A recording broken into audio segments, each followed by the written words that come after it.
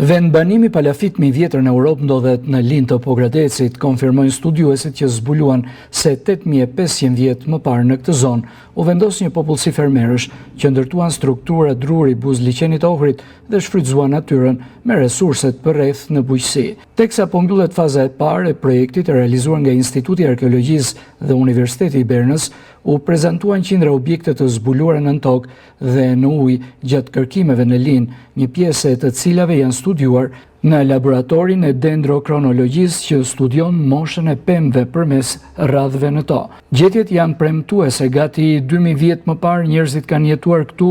mes vitit 6000 dhe 4000 para lindjes së Krishtit dhe ka shtresa organike që përmbajnë edhe fara të ndryshme që na japin dëshmi mbi bujqësinë gjatë prehistorisë. Trungje pemësh, copza, guri qeramike, objektesh të ndryshme të nxjerra nga sontazhet e bëra nën tokë apo gardhe i rrethues i zbuluar në liqen tregojnë aktivitetin e popullsisë në prehistori që sipas studiuesve ka ardhur nga lindja.